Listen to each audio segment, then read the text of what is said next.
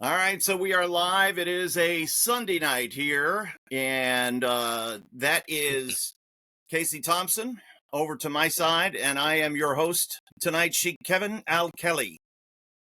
Because tonight Yes.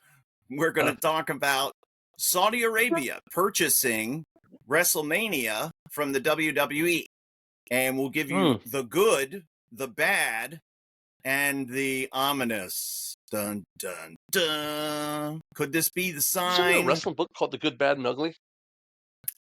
I would imagine. I know that was a great movie with Clint Eastwood. I think the original Sheik was on the cover of it, too, for the ugly part. Oh, yeah, probably. Yeah. And I am not, of course, impersonating the original Sheik. I am impersonating tonight the members of the Saudi Arabian Tourism Board who rolled out the red carpet for the WWE and apparently to the tune of $250 million purchased a WrestleMania. Casey, who knew that that's all it would take? I mean, you're laying around on that pile of cash there at your place in central PA, and all you would have had to do is ring up Triple H and say, hey, pal, I got 250 mil burning a hole in my pocket. How's about this WrestleMania thing coming to my place? Wow, they have a lot of heat for that, too, don't they? Well, they sure do. And we'll Hey, do look I at sound it. okay? Because I'm like a lot of echo in my headset. Am I okay? You sound good. You're on your microphone. Okay, perfect. I know you built a fire pit today, so you're all wrung out. Look at you.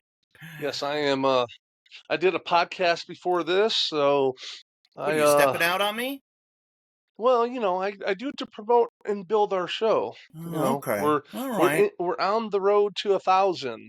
So 1,000 subscribers by the first of the year. So we got some work to put in, but we'll make it. Yeah, that's little for sure. by little. Tell your friends, your loved ones. Make sure you hit the like button on the YouTube. It apparently is a good thing. How about on the TikTok? What do they do on the TikTok? Do you like things? Yeah, I think you like it. Yeah. You like it?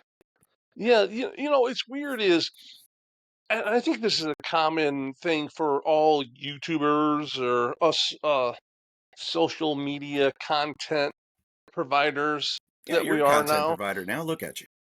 Yeah, so I think the biggest problem is that it's free. All you have to do is subscribe. So, people, they watch it. I think about 60-70% of people watch stuff and don't even subscribe to it. So, um, it's weird because we'll get subscribers and then we'll go down to one or two. And then it goes up. It's like, I changed my mind. 10 minutes later, don't want to follow them. So it's it's weird. It's interesting, but we're in it for, like we always say, we're in it for the long haul. So we're not going anywhere. We're going to be telling our stories from now until 1 million subscribers. That's right. Unlike the WWE, you might be a little happier at 1 million, but hey, yeah, that's right. WWE under its current leadership is apparently all about the money. TKO has come out and said, kind of in defense of themselves, I guess, that the reason that they're selling to the highest bidder is because they're a business, they're about making money, and Vince McMahon always kept prices low, Casey, because he marketed to families. Right. What do you think about that? I mean, I can see both sides of it, but me not going to buy a ticket to go, so I don't really care. Right. But I can see it for the boys. The more money they make, in theory, the more money their contracts are going to be for, so they'll be happier. So yeah, I'm all for it because we always, no matter if we're there or not, we always want our friends, the boys, everyone to succeed and make more and more money and flourish and everything. Right, and that, of course, I guess they'll be doing that in Saudi Arabia, though. Well, that is the good. So that the good is more money for the company should mean more money for the talent, and that they will continue to be able to do the things that they have done. I mean, the company for the talent, meaning we won't have to cut back any services. We won't have to skimp on catering. We can have trainers, and we can get the best medical care. We can do all the things that we're currently doing, which is great. Right. And since all the money's guaranteed, you don't have to worry about going to the bank with your check. There's an old, colloquialism. You don't have to worry about the check bouncing. It is going to clear. Right. Of course, everybody's paid electronically now. I know that. But anyway, So more money real is quick, good, right? Yeah. Well, on that point right there, generally speaking, in the WWE world, after the biggest event of the year, WrestleMania, what comes Yep. after WrestleMania? Cuts. They start cutting people. Always. Now, you think they're going to cut a lot of people after making $250 million? Do you think they're still going to come out and start? They did every year. I don't know if they've done it every year, but regardless of the WrestleMania, there's always a number attached to it. They had X number of thousand in the building, and the gate was over X number, and they had this many pay-per-view buys, and now they're going to start cutting people. Just now the numbers have gotten bigger, so the complaints are not going to go away anytime soon. Speaking of WrestleMania, what your time there, or knowing more about behind the scenes than other people, what's the biggest known WrestleMania payoff that you've ever heard of? The number that I knew when I was there, main event got $1 million. Oh, okay. They got $1 million. That's the bonus. Wow. That's the pay-per-view bonus, which is paid out after all of the pay-per-view totals are calculated, and it's paid out generally a couple of months later. Now, I wonder what they're getting paid now, since now it's PLEs, since there are no pay-per-views anymore. Do you think they still get a bonus, or how that the pay structure works? I don't know. I would imagine that every contract is unique, and that certain wrestlers who are savvy businessmen with good agents are able to extricate some sort of bonus out of whatever goal might be hit. I know that in New Japan, and this is going to sound funny, but I'll explain it. For Tokyo Dome, when all the floor seats would sell out, everybody got 1,000 yen bonus, Really? which is about $10. And it was, and it wasn't like a bonus. It was just like a little gesture of saying thank you. But it wasn't like, this is now extra money that you've made because of our goodwill. It's, we did something as a company, and so we just want to say thank you to everybody and give you a little gift. Instead of buying everybody, a little box of cookies or some coffee, they gave us all $10. And we just... I used to remember when you go and here's the other thing. Listen to this. You're not supposed to spend it. Uh-oh. Casey's disappeared. So while Casey has been... What do you mean he's going to... There he is. What'd you do? I don't know what's going on. Well, your microphone's not on anymore. Your microphone was on. Yeah. I hear you in the ambient noise track in the background. Got to switch that beautiful Sennheiser or whatever that is, noise canceling. I'm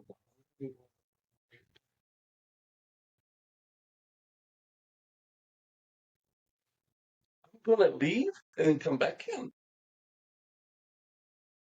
This is crazy.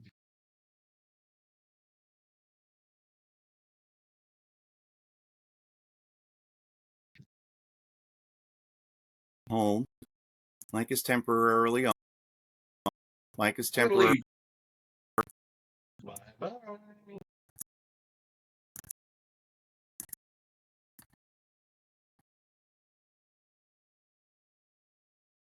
I'm on. I know.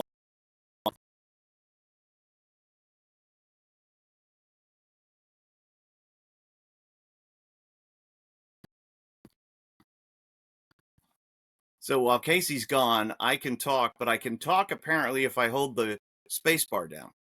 So listen to this. As I said, when we are in Japan and they'd sell all the floor seats for Tokyo Dome for Wrestle Kingdom, we would get a bonus. It's not a bonus, it's a gift. It's just a little gesture of, appreciation based around their goal that they had. And the number wasn't any great monetary gain. It was 1,000 yen. Wow. Am I back? I can't hear you now. This is really wild. I Can you hear me now? Yes, I can. Okay, if anyone wants to get their Kevin Kelly t-shirt, anyone wants to get their Kevin Kelly t-shirt, you can go to Pro Wrestling Tees, look up Kevin Kelly, and you can purchase your own Kevin Kelly t-shirt. Completely stolen. Best at the desk instead of King of the Ring. That was designed, and I can't remember his name. I'll have his name next week. But it was during a Twitch stream that I was doing in Japan with Chase Owens. And one of his great subscribers came up with the slogan, and I said, that would make a great t-shirt. And there you have it. So it's available at prowrestlingtees.com /Kevin Kelly. So Casey, ask me how much of a bonus I got for Tokyo Dome. Can you hear me? Kevin. Yeah, can you hear me? When they sold out all the seats at the Tokyo Dome, what was your bonus? Ringside seats.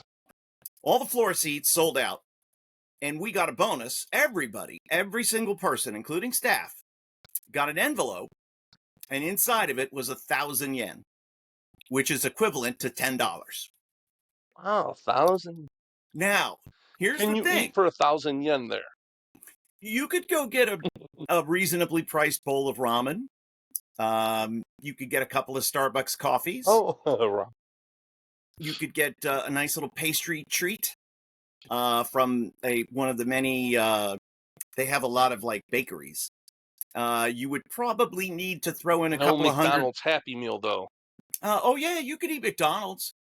You can get out of McDonald's for about equally priced in the U.S. about $7 or $8. 700-800 yen for a full meal, sure. If you wanted a curry, you'd have to probably pony up a couple of 100 yen in your own, because 100 yen is equivalent to $1. At least it was. Now it's equivalent to 50 cents. So it's cheaper for foreigners to go to Japan now. But here's the thing: we got this bonus in this envelope, and it's considered bad luck to spend the money. I'm not kidding. And I was only I don't make these rules. Every year I'd gotten a 1,000 yen. I threw the envelope away, I put it in my wallet, and I spent it. And then somebody said, "Oh no, you're not supposed to spend it. It's bad luck." What? Well, no wonder why. I've had 3 years of bad luck. So then I think I still have one. Yeah, exactly. Floating, it's upstairs in a drawer somewhere. It's just floating around. Anyway, the bonus structure for WWE now is certainly more than 1,000 yen if they're giving out bonuses, considering the company just sold WrestleMania for $250 million to the Saudis. Now, do you think they're going to have a U.S. WrestleMania, or in their contract, because they have their tourism board, they're trying to bring people to the Middle East? Do you think they're not allowed to have another WrestleMania? Well, I think you answered your own question.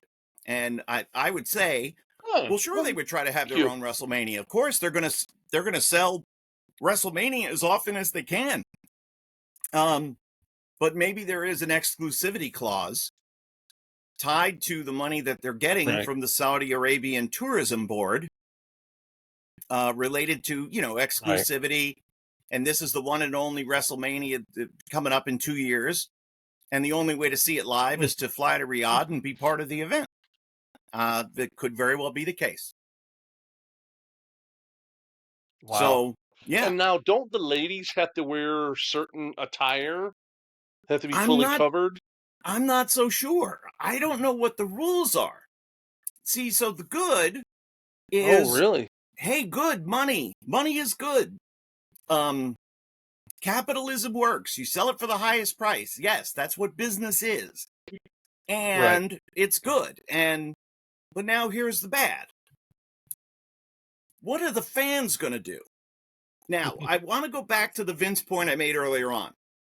Because TKO, to me, took off their glove. Right? They saw Vince's face and they backhanded him. They slapped Vince right across the face. They made Vince sound like some country bumpkin yokel promoter when they said he tried to sell, he sold WWE tickets so low because he was interested in selling to families. Like he made Vince sound small time. And I thought that was This is TKO that's doing that. Yeah, TKO. Mark Shapiro said it. I just thought it was really like a slight. Like, I understand not wanting to thank Vince or not wanting to bring his name up. But at the same time, man, you just don't. Vince didn't take WrestleMania. Vince did not take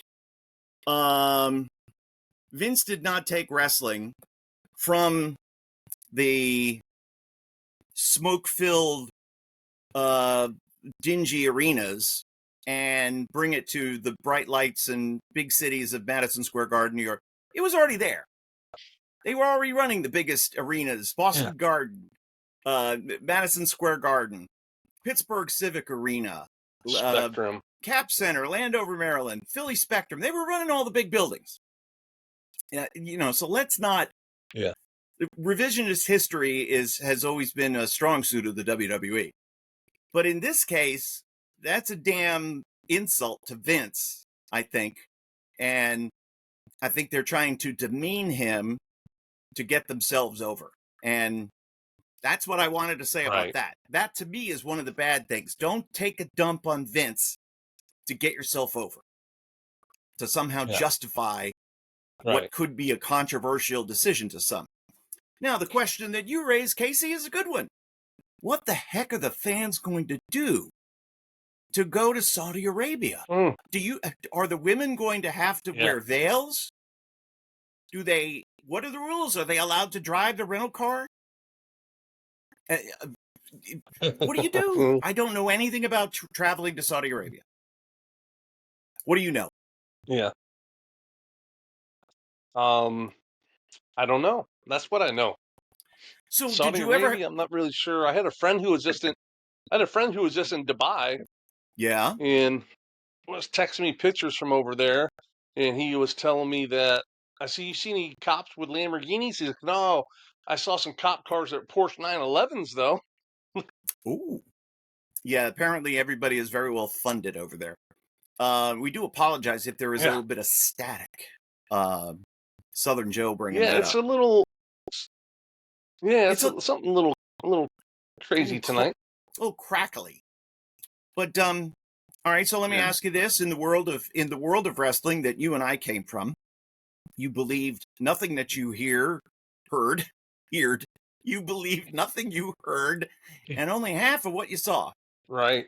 And both of us were floated, I'm sure, numerous times. Tours to this destination, that country, this hemisphere, that place. Did anybody ever talk to you about wrestling in the Middle East? Yes, Pakistan. Oh my God. Really? I was the one putting the tour on. Oh, okay. So tell us about it. Now, Who were you, without getting into too deep into the specifics, was it related to the government? Was it an independent promoter over there? What were what were we working It with? was it was an independent promoter that promoted big events and stuff like that. He knew someone that knew me, and so it got to the point where I made um, this when MXPW was going on. I made a promotional I made a packages for them to send over there for Pakistan, and it was like a couple week tour, over there for a couple weeks. And we're going to promote it, and we're going to wrestle the event. So we would do the whole media circuit and all that kind of stuff, the whole deal. So um, at this time there was a war going on real close by, Mm-hmm. and so about 90% of the guys were like, "Yeah, I'll go." I talked to the warlord about it. He's like, I've been over in Baghdad when bombs are going off. I don't care. As long as I get paid, I'm in." Okay. And some people say, "Are you out of your fucking mind?" Yeah. And they're like, "I'll go though," but okay. But they pretty much everyone wanted to go. Okay. Now, where were these events going to be held? Were they going to be held in what's the main city in Pakistan? Karachi, I think. Yeah, I'm not really sure. I mean, it kind of they're trying to work it out, and the details kind of I don't remember all the details anymore, but I know that it was very close. We were going back and forth on money. Basically, it was like a 4 show deal, and um, I want to say it was something that was inexpensive. Mm-hmm. Um. Okay. I So want to say it was something inexpensive, like $75,000 for the tour. okay, that would have covered flights, So, talent, little money for yeah, the office. yeah, everything. I was going to cover the um, getting us there and paying the talent, and they handled everything else. So they would bring the ring. So, They would get the venues. They would make sure the chairs were oh set no, up in I would the. have to ship a ring over there. Oh, is that part of that 75 Yeah, grand? yeah. But this is way, way back. This is in the 2000. This is 25 years ago. Right. 20 years ago. So Yeah, things are a little 75 bit different. grand was I would have tried to found. 75 grand was worth It something. was still. Oh yeah, it was 75. Yeah, like 75 grand is nothing now, but Yeah. 75 grand was worth something back then. Right. I do remember I was trying to get on a tour that over in Saudi Arabia that Kevin Sullivan was on. That who was it? Tatanka had. He Okay. took a bunch of guys over, and they had the way they had it set up. They wrestled for the Sheik, so there was like 4 or 5 different Sheiks you could wrestle for, and they weren't friends with each other. They like were enemies, but they worked together to bring everyone over. So Oh, you'd go interesting. there and yeah, you would go there, you wrestle for their Sheik, one show for their Sheik and all their tribe or whatever. Then you go to the next Sheik and go all the way around, and every Sheik would treated them like they were the biggest stars ever in ever in wrestling. And um, they would buy every piece of merchandise you had. They would say, "I want to buy it all." So those guys that went on that, and there was if you name a few, I think Billy Fives went on it, Hackmeyers went on it, a few guys like that. I think the Shane Twins went on it. So it's Barbarian went on it. Mm-hmm. Kevin Sullivan, I think Earthquake went on it. Some guys like that. So it was like some older WWF guys. Kevin was on it. Um, um, and then some Florida guys and stuff like that. So To round out the they all card. did really well. Yeah, It sounds like they did really well because if everybody's getting paid and it's 4 separate shows, and each one is treating the stars like they are. Nobody gets tired of Yes. seeing anybody. You know what I mean? Because sometimes Right. when you go Yeah. and you're going to do multiple shows, Casey, and the first one doesn't draw, and then by the end, the promoter's crying poor, and everybody's worried that they're not going to get paid. With these 4 individual shows, Right. you knew you were going to get paid because you were Yeah. only there once. Now, talking about not getting paid, I've been to South America quite a few times wrestling, and I think I've been on 5 or 6 tours to South America, to Peru, like 4 times to Peru. And the first time we went, we wrestled 4 shows at it's in Lima, in a big bullfighting arena called the Amato, Coliseum Amato, Amauta, Amata, Okay. and it was the coolest building you ever seen. When you drove down into it, like you're going down the ramp, go into it, and then you're underground. And we wrestled, me and Cliff, and we wrestled. It was 4 days. We did a match that we wrestled the Shane twins over there, and it was probably their best match they've ever had. I said, you guys don't talk. I'll call the whole match. It'll be perfect. And tell me what you want to do. I'll work everything in. Yeah. So we won the titles the first night. And then the last night, the babyface goes over. They win the titles and all that. One of the nights, it was not a pay-per-view, like closed circuit throughout the whole entire country. And they're like, hey, we're 10 minutes short. Can you guys fill it? They're like, huh? They're like, yeah, let's go tear up the building for 10 minutes. I'm like, okay. So we did. We did it. We did a whole us against the Shane twins, tore up the building for 10 minutes to close it all out. We went there. We made it wasn't big money, but you know what? You got treated like your god. Mm-hmm. Basically, you were the biggest rock star. They didn't know who Hogan was, The Rock was. They knew who we were. It was the craziest thing. And I remember telling guys, because we did every talk show, game show, everything. We'd sit outside the hotel, and there'll be literally thousands of people wanting to see you. And Damn. so I'm like, let me go out there for about 10 minutes and sign autographs. Go out there and sign autographs, come back in. And I'm not exaggerating, thousands of people. And so we went over there. Everything went very, very well. We came.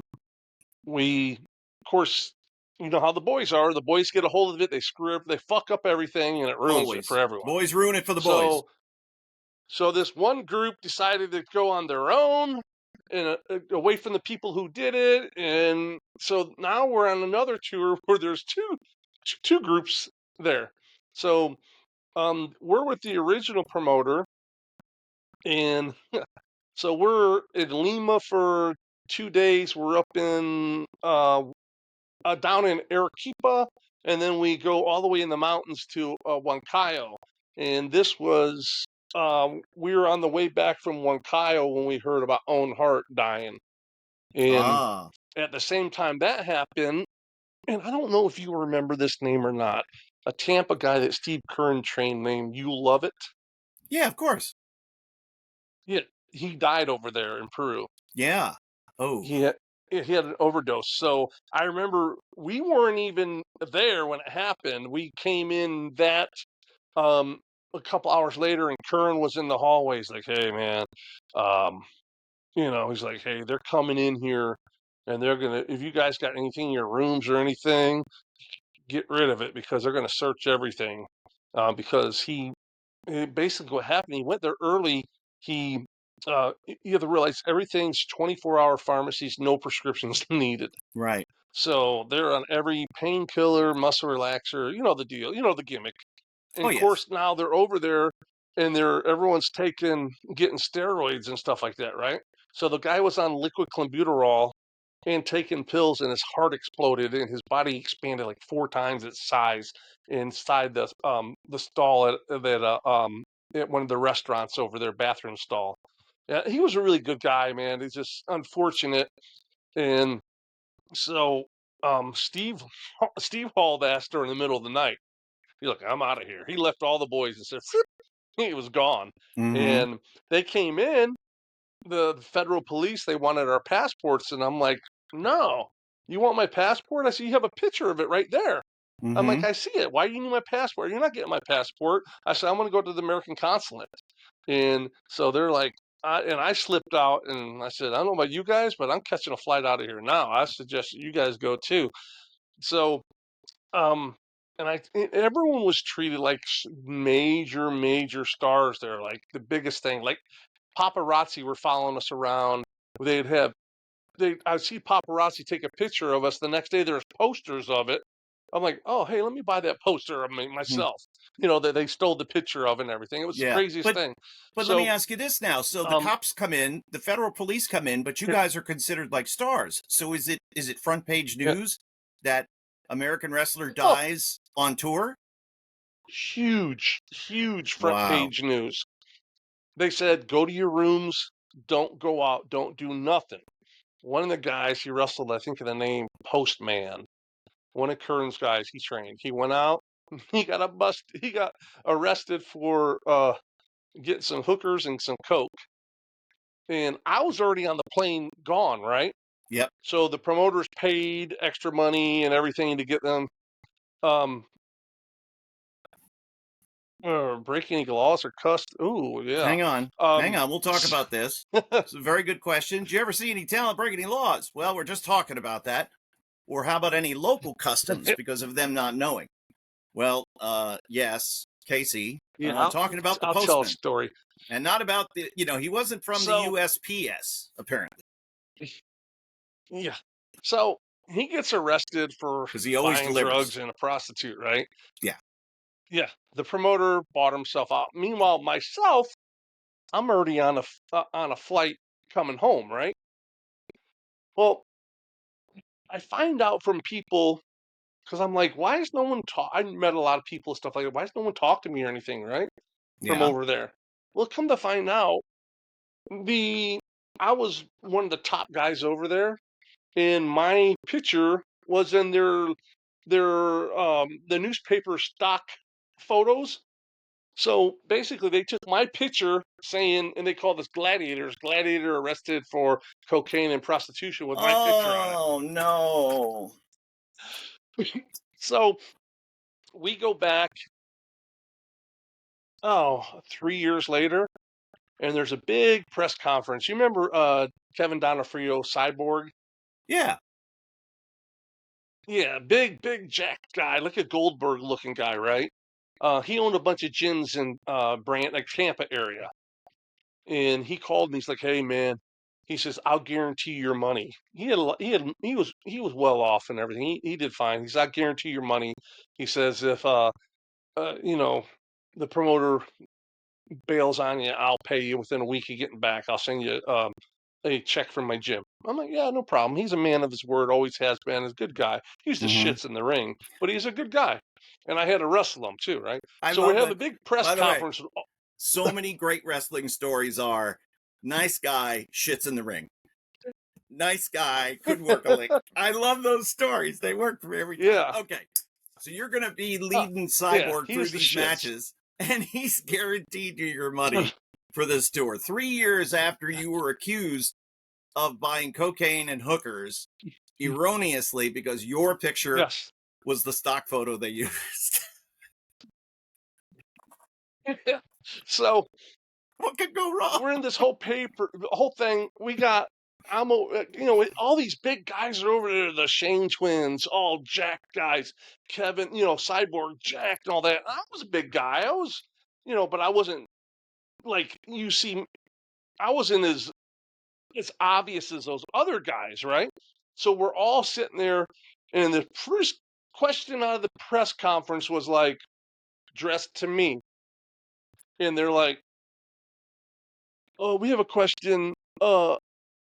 about the steroid, you guys' steroid use. And it came directed towards me, and I'm like, no, oh no. And I was a heel over there this time. I'm like, no. I said, look at these guys, and you're going to accuse me of taking steroids? I deflected it on all the big gassed out guys. Oh, I said, no. And oh, they're all like, oh, what the, everyone was yelling at me. We ended up, uh, Not uh, me.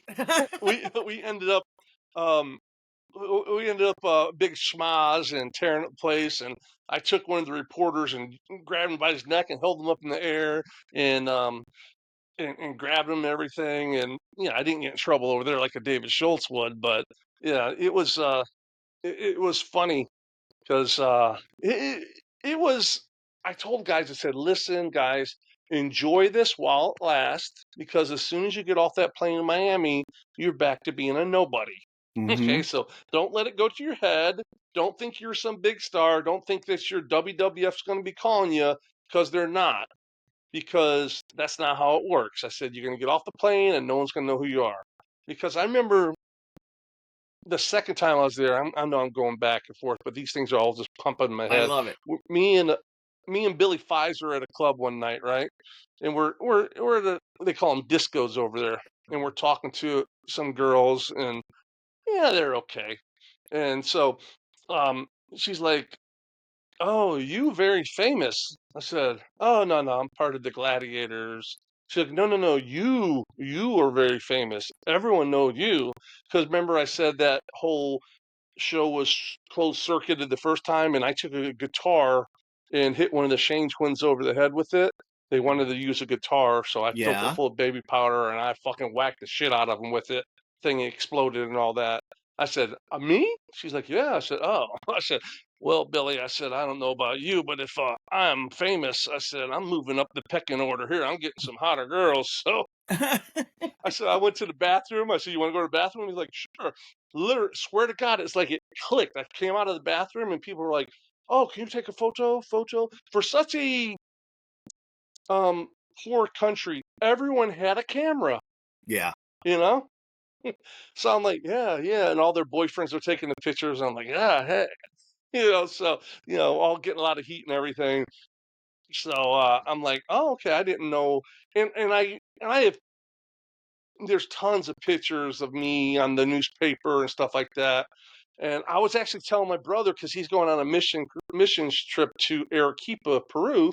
I said, Okay. "Oh man, they got all these discos over there, whole street full of them." That's not where I'm he's telling my going. brother, the pastor, this. He's Yeah, not going to and the so, discos. so I told him, I said, "Let me tell you a story." I said, "I was over there. We were in this one, and it wasn't real busy or whatnot, and we're like VIP anywhere we went, right?" So Mm-hmm. I said, actually, I said this to Billy Fives. I said, Billy, I think I'm going to start a Congo line. He's like, Casey, don't. No. I said, yeah, I'm going to. He's like, get the fuck out of here, bro. So I started a Congo line.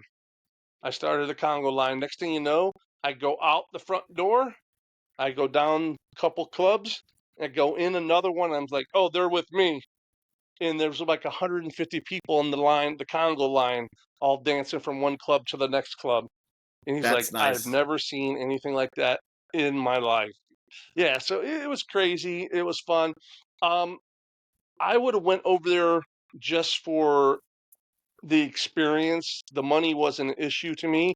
It's just you go over there, you get your ego stroked, you have a good time, you wrestle, you get experiences and memories with the boys and stuff like that, and then you go back home to reality.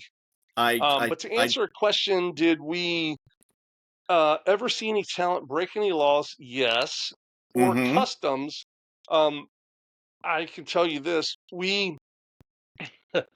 um, like I said, every pharmacy was 24 hours, no prescriptions needed. Everyone had their fanny packs on, and mine was just full of pills. And you would just say, "Here, take these. What are they? I don't know. Just take them." Everyone's just switch them. So I'm on the plane, and we're leaving Peru, and all of a sudden, I'm like, "Why is the plane landing?" We had an emergency stop in Bolivia. We are ordered down by their military because the airline we used was owned by the drug cartel. It was called Oh, SETA Airline, approving airline. So they ordered us down. We all had a disc all come off the plane, and then they had the canine dogs go through the plane, and then we were all lined up on the tarmac, about 150, 200 passengers. And then when they went through the whole plane, they finished, they loaded us back up, and then we took back off. And so I landed in Miami, and going through customs, I was like, look down, I'm like, oh shit, my bag is packed full of pills, pain pills, muscle relaxers, every kind of pain pills you can think of, right? And I was like, oh boy. And so I'm going up to customs. He's like, oh, guys, welcome back. We heard about what happened to you guys. I'm like, oh, yeah, we're just glad to be home. Want to get home. They're like, all right, man, go on through. Go have a good day. Do you have anything? I'm like, "You clear?" I said, no. They went to open the bag and the stuff smelt so bad because you're there for a couple of weeks. They just closed it up. Said, yeah, you can go on. Yeah, and I was like, oh, man, I was like sweating bullets. But to answer another question, um, I bought a 50 cc bottle of Winstrol V over there, and it was um it was about $30. okay. So I went and it's water based, so it goes in and out of your system in a day. So every time I went to my room, I'll take a syringe, and you can get all the steroids you wanted over there, but the syringes were very, very hard to get. So I Oh, had okay. one syringe, so I just took it off and put it in a glass of rubbing alcohol. So every time I went to the room, I'd come back and stick myself, and I think I lost about 17 pounds and just shredded up when I came off the plane one of the trips because it was while in Rome, you do what they do, So I'm Sure. like, hey, I'm not in the wrestling mentality. You're not going to throw any of it away Right. because, well, I can tell another good story. So, and this is a Hackmeyer story. Okay. And everyone that knows Hack knew what Hack did. He was all kinds of drugs and stuff like this. Hack was a great guy. He was one of my closest friends in the wrestling business. And, he cleaned up his life and everything, and then ended up getting having brain surgery, and ended up passing away after that. So we're over there, and this is the second trip. So I'm in the room. The guy comes in. He's like, "Hey, tell me when to stop." He's taking this kilo of cocaine, and I've never done any cocaine in my life. That's not my thing. I've done pain pills and steroids, and that's it. You know, but never did any kind of. I never even smoked marijuana. I don't like the smell of that stuff. Yeah, me So, neither. and the I've stuff tried is it. so I don't like it. flaky, and yeah. So they were shaving it off the block, and they said, "Tell me when to stop." And uh they got a 9 grams for like $60, which is crazy cheap. So they were Wait, did doing they it. get? Him and Let me ask a. I'm going to ask a dumb question. Did they get this cocaine from the pharmacy or from the street? they got it from the top guy because we were celebrities. Ah, yeah, yeah, One of the yeah. cartel guys came in and tell me when to stop. Oh, okay, got it. Right off a So he's kilo. It was like making purple. It's he's doing crazy. like Parmesan cheese on top of your salad at the Olive Garden. Got Correct. it. So the whole time, Dave, the Blackheart Dave Johnson and Hackmeyers, they didn't sleep. They're doing this coke the whole entire time, and they're like, so the whole time, so we're in Lima, and we had to drive up to Arequipa. It's like a 6-hour bus ride through the mountains of those craziest, dangerous roads you've seen on those shows, where you Yeah, look down and you see, 10,000. That's where we're at. So and he's with some Rizat trying to, he's with her the whole time. She went on the trip with us, and she's like, "Oh, look, look, look." He's like, "What is she trying to do? She's waking me. I'm trying to relax and everything. Every second, trying to turn around, she's like showing me, um, showing me something." yeah, So finally, and of course, he's starting to get paranoid because there's a couple days no sleeping, doing the gimmick the whole time. He looks up there. There's a military. It looks like there's a roadblock up there, right? So he's like, "Oh shit!" He's like freaking out, and he's like to her, he pokes her on the shoulder. "Hey, what is that over there?" Oh, and she went to show him something. He takes the gimmick, takes the stuff, puts it in her jacket pocket, and There you then go. come to find out, all it was the military because we're at such high altitude that they wanted to make sure that we were okay, and so they had oxygen and stuff like that, make sure everyone was fine. Then he's like, "Oh shit, I got to try to figure out how to get my stuff back out of her jacket." Just more And distraction. the gimmick over there She'd make a is good referee. Look at that. What?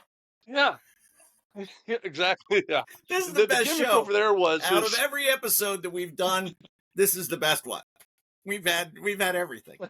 And I've kept renaming you, yeah. by the way. So For a while you were Fanny oh Pack Pharmacy customer. Now you're oh While in Rome.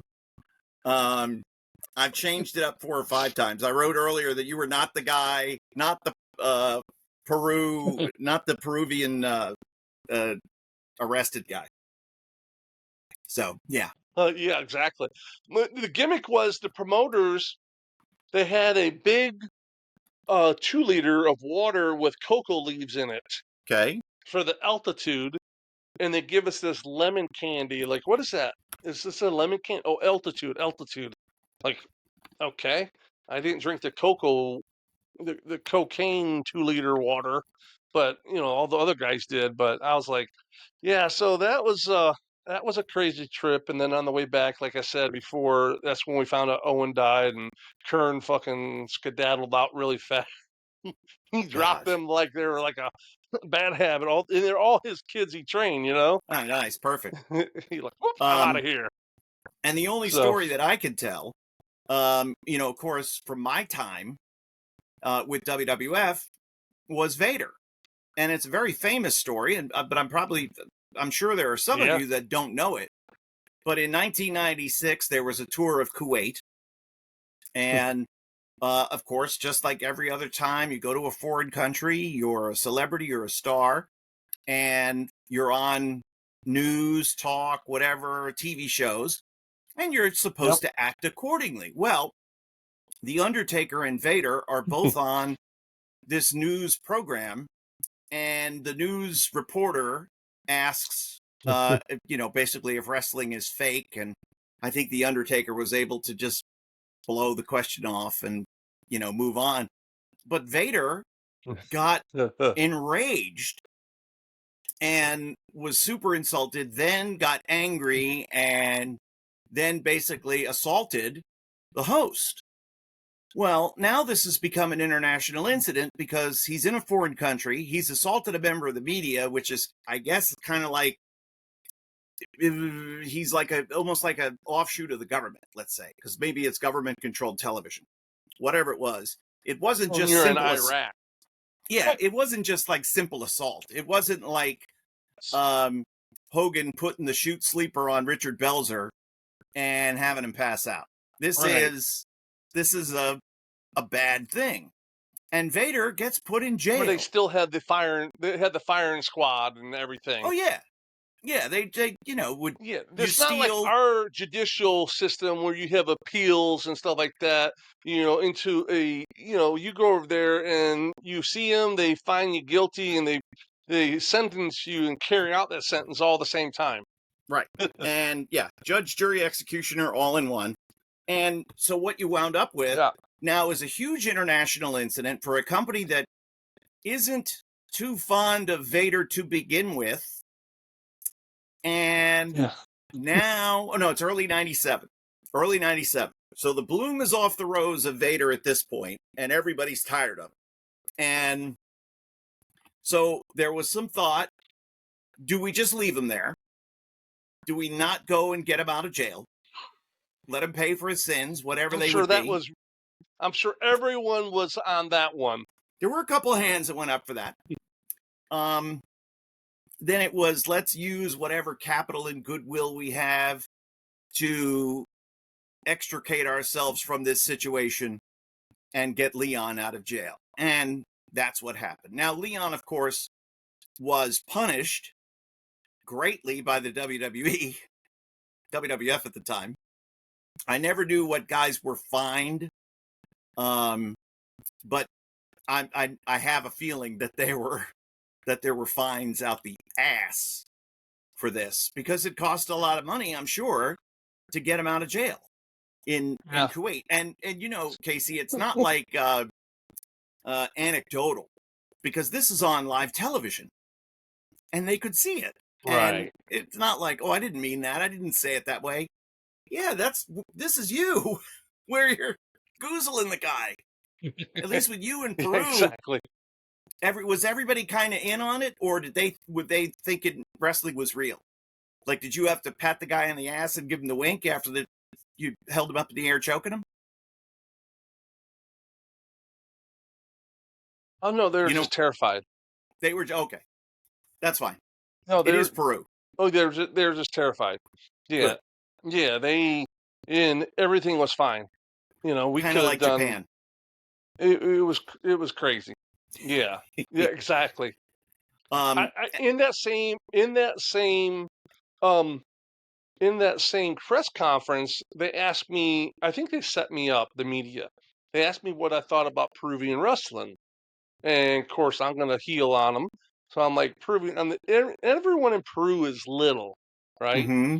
So I'm like, oh, those, and I'm like, so I'm making fun at them, making fun of them and everything. And so the next day, the media came and said that we've been invited to um, a Peruvian wrestling school. So to work out with the Peruvian wrestlers. Shooters. Well, in the bus that went over was me, Jeff Bradley. Yeah, of course. Yeah. So I think Chris and Vito were in this tour and a couple other people, and I'm like, guys, we have to literally go there and beat the shit out of them. Mm-hmm. There's no choice because we're supposed to be the big stars here coming from the US. I said, if we go over there and even do remotely look anything good to them, let them look good, it's gonna affect us and our gate and everything because they're gonna publicize this. So we have to go out there and beat the shit out of them. So all the guys are in there, and it's my turn to go in there. And meanwhile, it's the coolest thing. It's like 4 buildings and like an alley and like the rings in the middle of 4 buildings. It's like real outside. It's really, really the coolest thing. And they actually have a poster up here on the wall that they gifted me as after I beat the shit out of all of them. So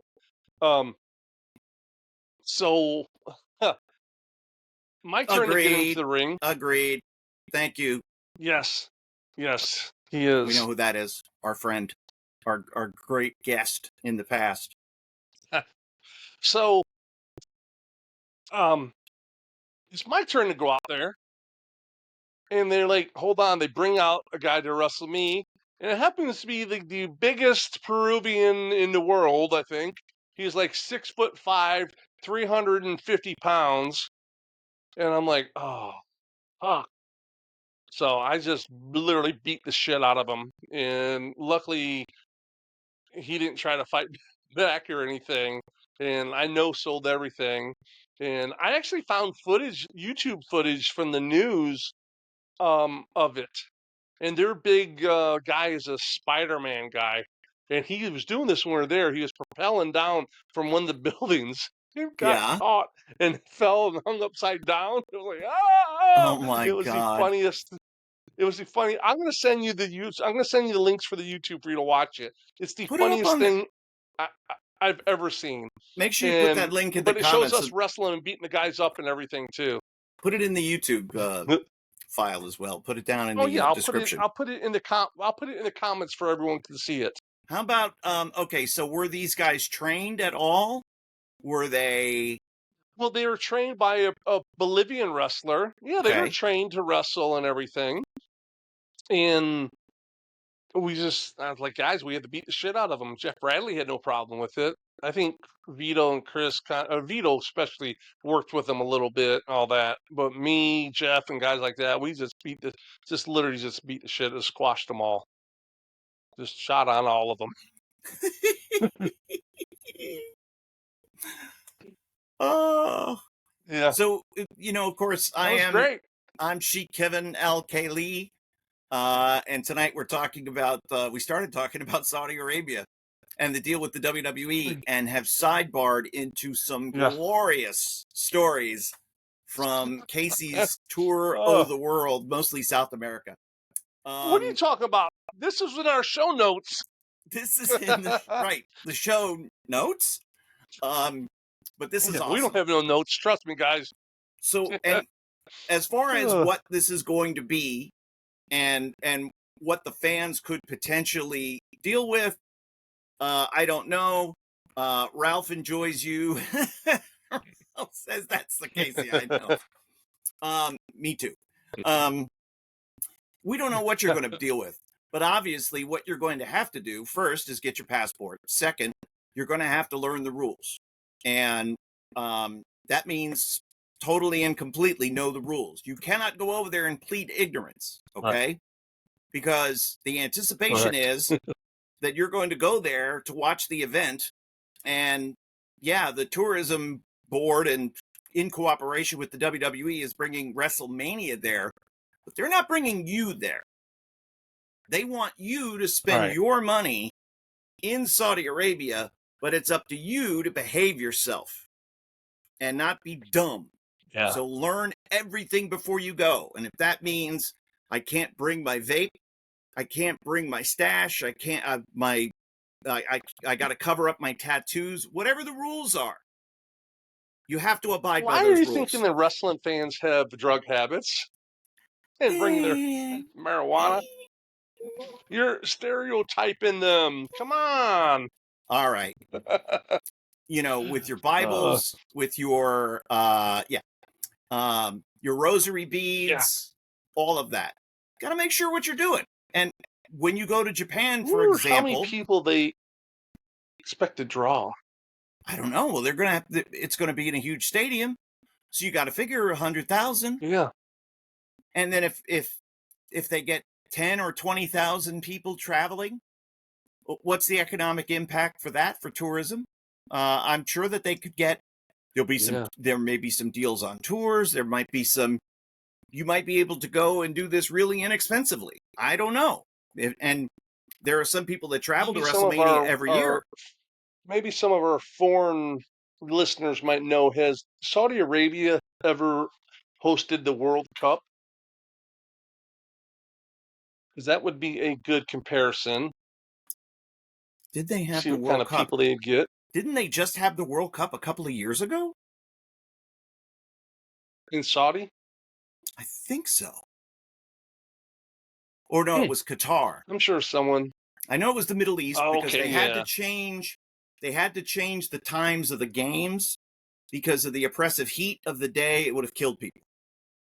So that's something I know. And of course, a friend of mine, a gentleman that I know, runs tours, and he's Qatarian, and he runs tours involved with the government, and he's done it. Yeah, Qatar hosted the last one. Yes, thank you, Southern Joe from Australia. I knew Southern Joe would know that. A knowledgeable man. A good man. Has QPW, Qatar Pro Wrestling, has hosted any number of foreign wrestlers over for their annual, biannual. It's one, it's at least once a year. They have a big show, and it's in a stadium. It's funded by the government, and it's put on by the government. And the one thing I heard of, because Caprice Coleman was booked on all of them, he was like, the kids are unruly because they're all like rich. They come from rich families. So the security that's in place doesn't, they hold no sway with the kids. So the kids do whatever they want. So reach over and smack the heel. Yeah, sure. They're not going to get thrown out. They're not going to get arrested. They're not going to get in any trouble because their family is very powerful. That's one thing. So much rich entitled kids. Yeah, there was some rich punks. Wow. So the punk factor was high. But other than that, it's a good time. Now, speaking of the punk factor, let's talk about CM Punk and others who have perhaps been outspoken in the past about doing business with Saudi Arabia, because there's a political element to this, and I don't understand all the hows and whys. but nevertheless, there's a political element to it. And I think it was Scott Right. before that asked a question. Do you think that anybody could get in trouble if they refuse to go on this tour? Well, it is WrestleMania, and they are paying a lot of money. So what say you, Casey? You mean the people that protest and not want to go? Yeah, let's say a CM Punk says, for political reasons, or I don't think Sami they. Zayn, for religious Yeah, reasons, I don't want to go. I think Sami Zayn to be wrestling for AEW then. I Maybe. don't think they're going to tolerate it. I think that, $250 million payoff. yeah, I think there's The Saudis are expecting everyone to be there, right. and plus some. Yeah. Now, is the Hall of Fame going to be over there? If they're paying for it, and I don't know what's included, it'll be interesting to see. I would imagine. Yeah. Now, so this I know, and I've heard this from a couple of different people. That when Saudi Arabia first was in negotiation with WWE, by the way, it was when Vince was there. So the TKO criticism of Vince being a yokel and just selling tickets to families, he was the first one with the Saudi deal. Right. So I want that. They of course, the Saudis wanted every top star that there was. And this is, let's say 2018, 2017. No, I think it was like 2020, 21, whatever it was, 4 or 5 years ago.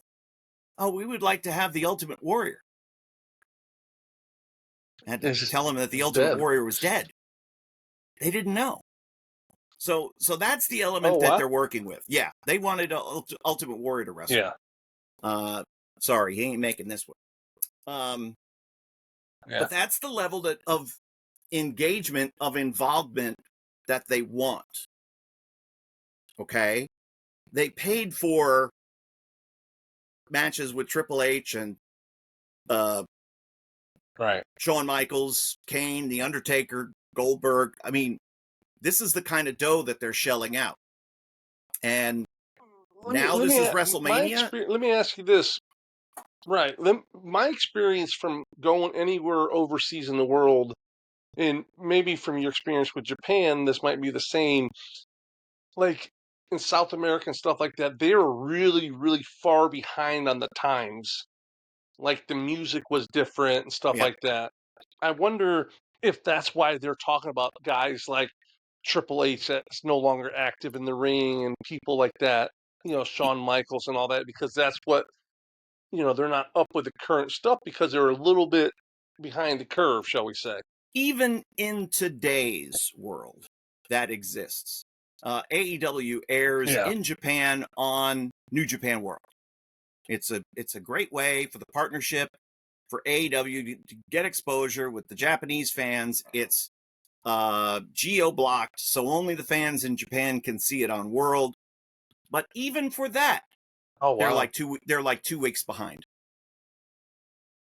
So that's in 2025, in a digital age where we can record on demand, and even they're 2 weeks behind. So it would depend on, as far as culturally, yes, there can be years behind, decades behind. It just depends. As far as the wrestling product is concerned, there were 3, 4, 5 week lags. Like we would be calling international versions of Superstars or Shotgun Saturday Night, whatever we were calling it, Jacked Metal, blah, blah, blah. And man, this match seems familiar. Yeah, you did it a month ago, or you did it 6 weeks ago. We're recalling it now for this week's, Saudi Arabian Superstars, or whatever they would call it.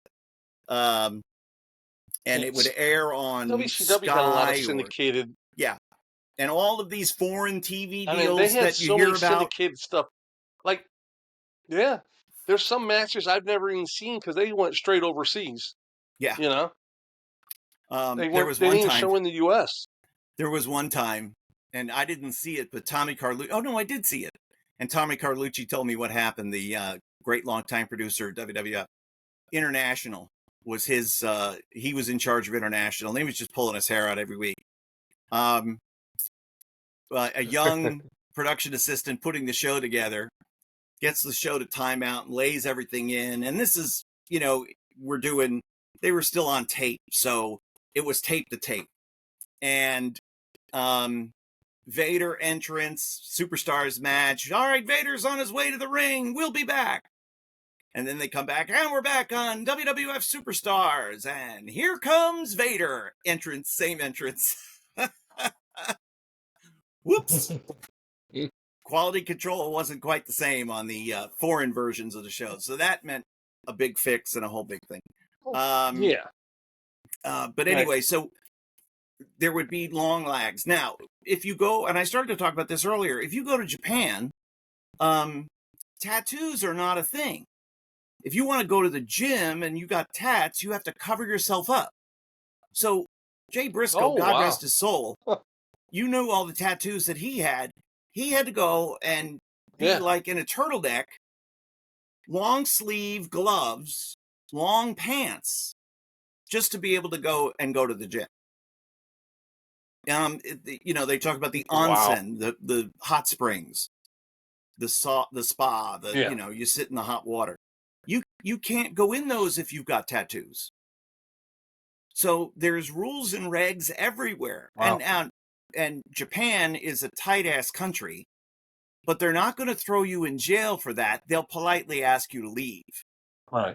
And that's the end of it. Right. You've committed a faux pas. Like if you put Saudi Arabia's not that polite, though. No! You put your chopsticks in the rice, that's a faux pas. But in Saudi Arabia?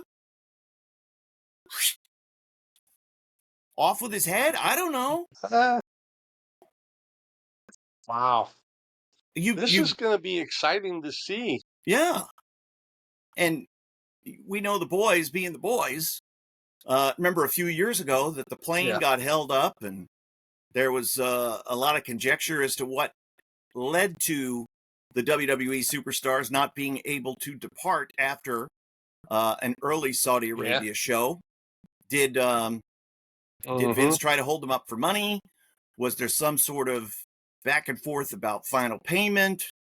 Or did somebody do something that they shouldn't have, and was Vince paying them off so that they weren't getting hauled off the plane and led to the Saudi equivalent of the gulag? I have no idea. Nobody ever got the real story.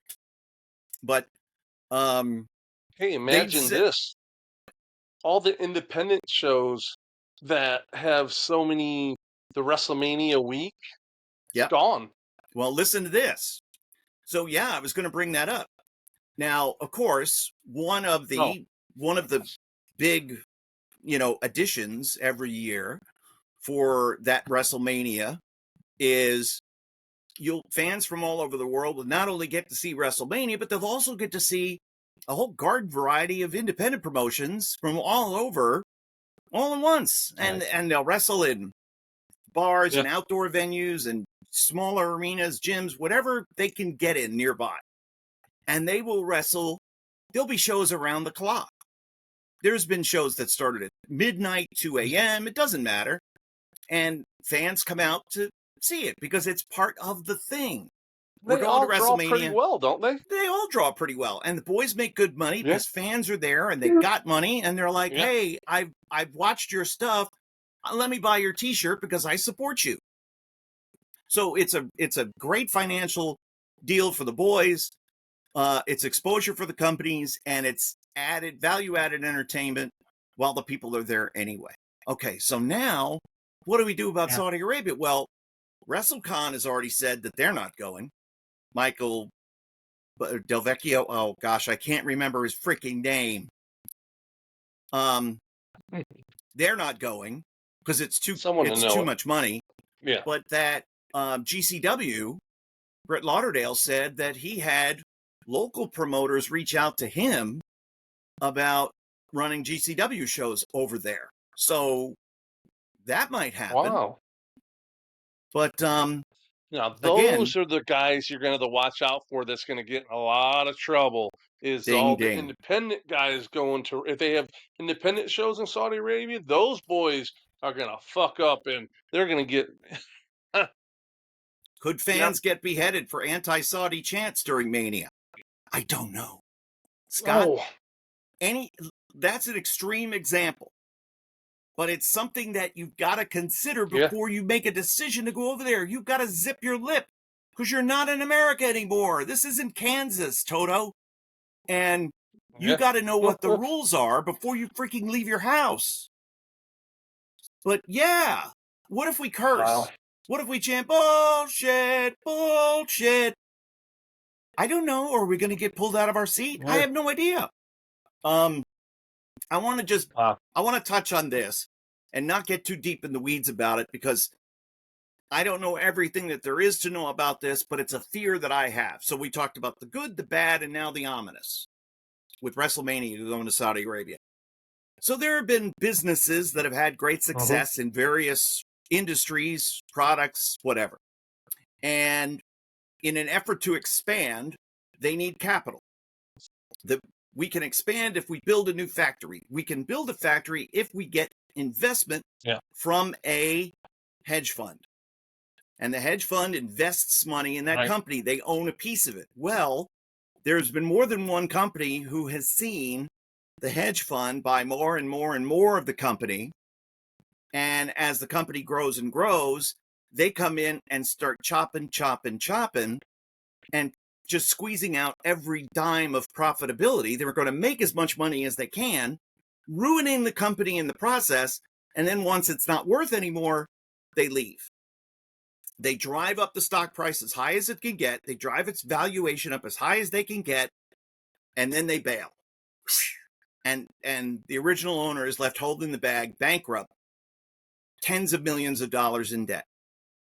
That's my ominous fear with WWF, that they are growing and growing and growing, and all of this money, and the valuation is going to get to a point, and then TKO is going to go, see ya. And you know what? I was thinking that earlier. Yeah. And you know what? I think is going to happen? What? I'm going to call it now. You know who's going to buy it? Vince. Tony Khan. Tony Khan. That would be something. I can't say you're wrong. That would be, because Tony Khan has that level. The money to do it. Khan family has that level of money, and TKO would have no qualms at all, of selling whatever to make whatever they can get out of it. So that's a possibility, my boy, and one that I hadn't thought of. But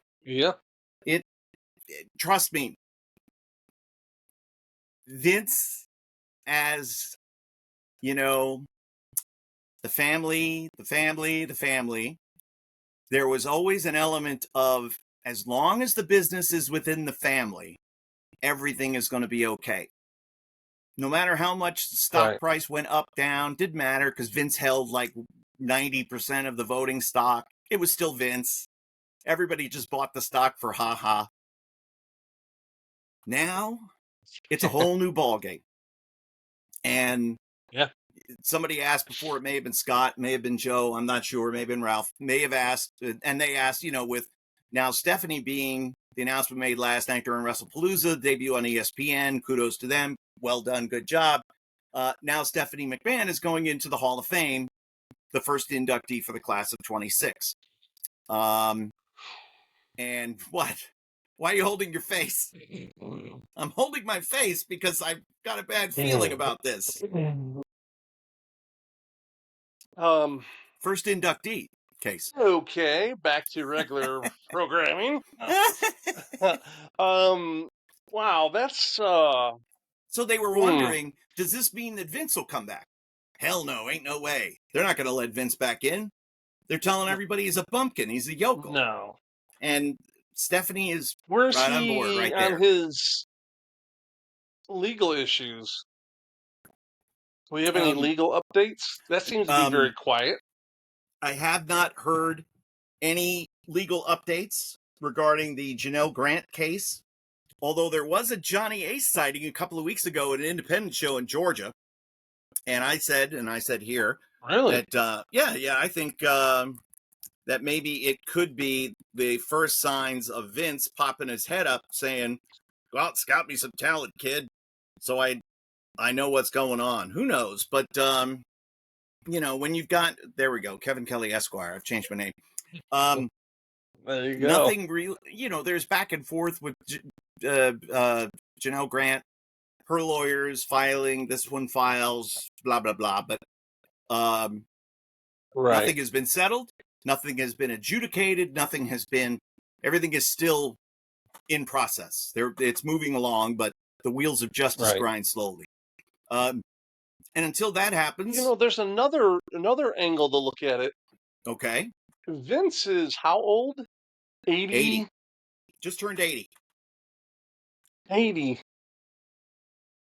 I mean, apparently looked like Dr. Evil at his birthday party. He's not going to live another. What's that? He was dressed like Dr. Evil, or coincidentally looked like Dr. Evil at his birthday party, as it was reported. You don't think he's going to live? He has 2 kids, so. Yep. Nah, I mean, he's not going to live another 10, 20 years. No surfboard, Scott, for Johnny Ace. That would have been skateboard. But by the way, I did tell my buddy who wrestled on that show, I said, oh, good, now you're not the worst wrestler in the building. And he was like, you dirty bastard. Thank you. Yes, because Johnny Ace sucked. Johnny Ace. So, I mean, he's 80 years old, and he's got 2 kids. And I don't know, is he estranged from both of them? Do either have a relationship? I don't know. The money's going to go to them, you would imagine, right? I could see Shane coming up and taking things over. And what, in terms of Vince McMahon Enterprises? Whatever it could be next? Yeah. Yeah, maybe. Yeah. Or does Vince, in a spiteful, fit of typical Vince, depends on his mood and the day of, right? Like, you have to write your will, Vince. Well, his will and testament is depending on his mood that day. Hell, that hour. Shane, why would I leave anything to him? Yeah. Oh, I love my son, Shane. I wonder what Vince's day consists of. He gets up, goes to the gym at 3 a.m, probably. Yep. And then what? Angrily He has nothing to do. No, right? He'll angrily eat a steak. He'll rifle through his articles. He'll reformat Raw from a week ago and get on the phone and start calling people. He's going to get on the phone and start calling people. What's the word on the street, pal? Who's the friend? Who do you think is the friend that he calls and they're like, Vince, you're gone. They're saying to themselves, they're friends with Vince, but they're saying, Vince, it's over. Stop calling me and talking to me about all this wrestling shit. Nope. Who is that friend, I wonder? I don't think he has that friend. Is it Johnny Ace? Maybe, but Johnny Ace is never going to say that to him. Would it have been Bruce Pritchard? Right. Bruce Pritchard was never going to say anything. But they're saying it to themselves, like, come on, Vince. Oh, of course. This is ridiculous. Yeah. But they know if let's say Vince is paying Johnny Ace, right, under the table, he ain't going to say anything. The only person that ever, never had a problem telling Vince to his face what he thought was Pat. And that's why Vince respected Pat more than anybody else. Now, Jim Ross would give the unvarnished truth, but he didn't have the sway of Pat Patterson. He'd probably do it in a different way than Pat would do it. He'd probably do it in a politically correct, respectful demeanor. Ultimately, instead of Pat just saying, Ultimately, JR would defer to the fact that Vince was his employer and he needed the job. Pat had no problems quitting. I don't need this. I'll go play golf. How many times did he quit, He quit a lot. Yeah. I'll quit. I don't care. I don't need this. I'll just go play golf. Yeah. I heard him say it once. I heard him say it 100 times. And he didn't care. And eventually he didn't care. And then he left. Oh, he'll be back. He'll be back. No, he won't. He'll come back when he wants. Yeah. He's had, and yeah, he's had, some friends. Yeah, his personal trainer, of course, people that he could trust.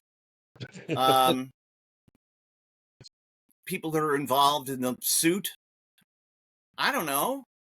I know that there was a, His personal trainer became a wrestler in Boca, down in South Florida. yeah, Yeah, what was his name?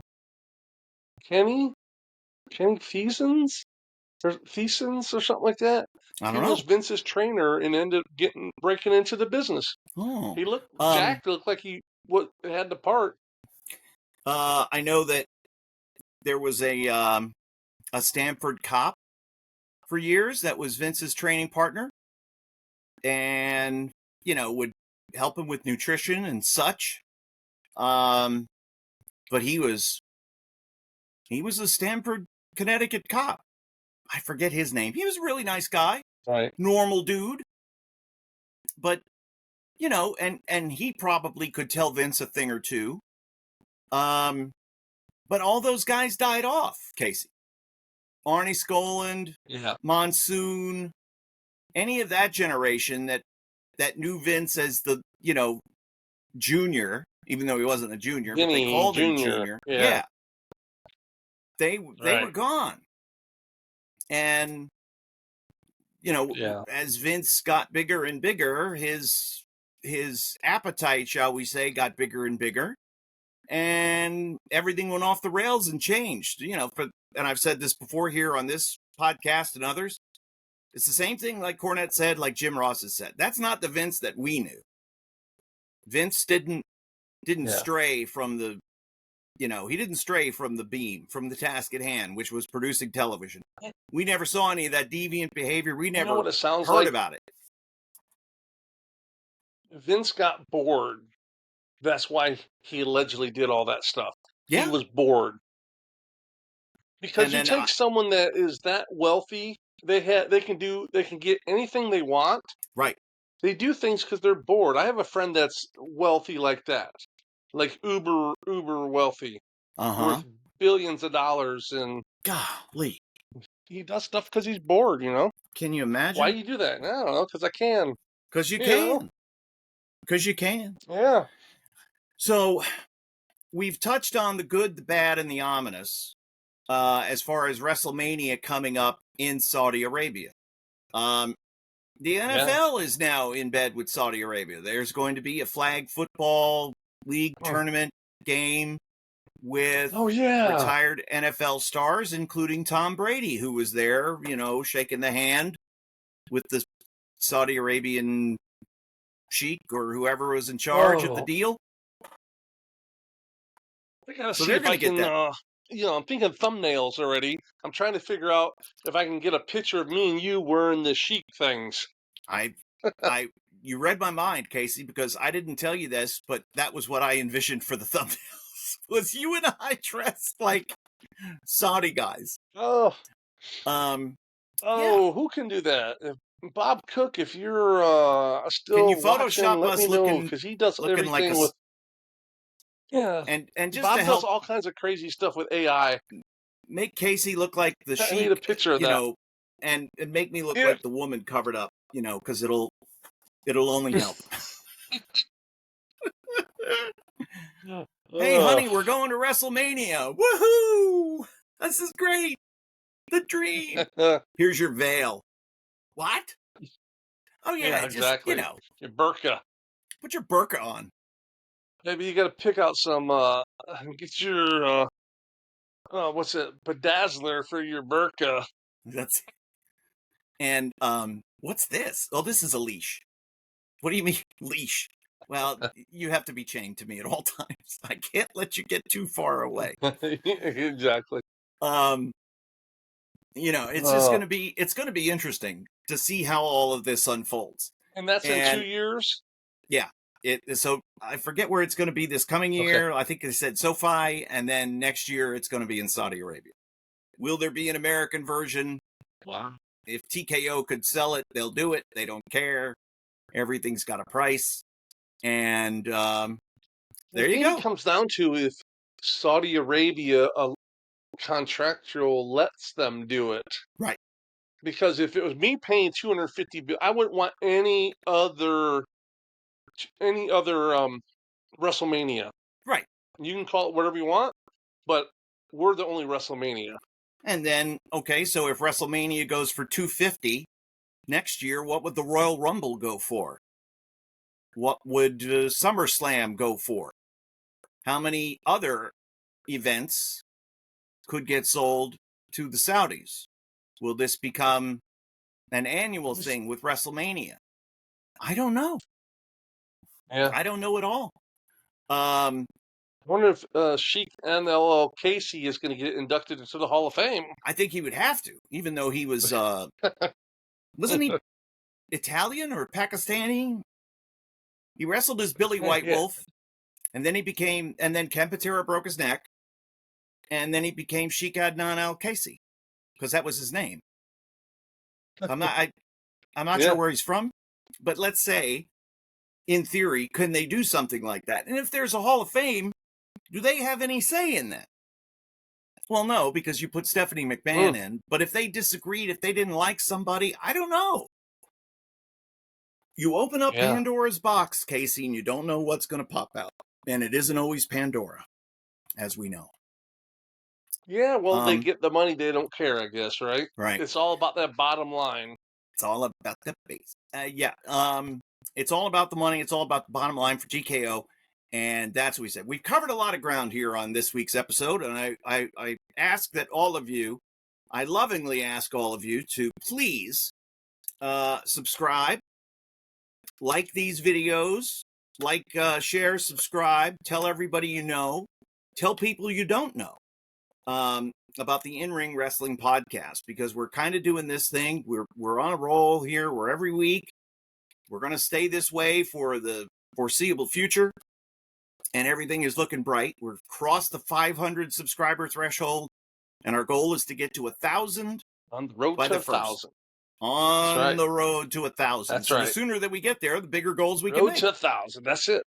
Road to 1,000. Yeah. Okay. So, Casey, final thoughts on this week's episode? It is a little boring. What? I think we should have stuck to the show notes. Casey took us around the world. For people that don't know, we don't have show notes. We don't talk about anything prior to turning on the record button. If Casey's having a good day, and we go live. If Casey's cerebellum is firing on all cylinders, folks, you're going to hear it. And okay, so I gotta go back. The Fanny Pack Pharmacy. You didn't know what it was, right? Because you dumped a little of this and a little of that, then you zipped the pouch, correct? Or were they in the bottles? Okay. No, you just threw it in there. and not only that, people like, here, take this, take that. And they don't have the normal names like, Oxycontin, this or that. They're all in Spanish, so you don't really know what it was. It was kind of a roulette wheel of, up, down, Could be an upper, could be a good. downer. Yeah, so you just took it and, we were in Rome, so we did as they do. Spin the wheel, make the deal. That's how it works, folks. And live to survive. And live to survive. Peruvian wrestling. Yeah. Yes, indeed. So we've taken you a trip around the world, from South America to Japan, to a Kuwaiti prison, to Saudi Arabia. And we've done it all here in about an hour and a half. Not a bad trip, I would say. And nobody had to wear a burqa. But that's going to do it for this edition of the In-Ring Wrestling Podcast. For your pharmacy extraordinaire, Casey Thompson, I'm your humble host, Kevin Kelly. And we'll see you next week on the In-Ring Wrestling Podcast. Bye-bye, everybody.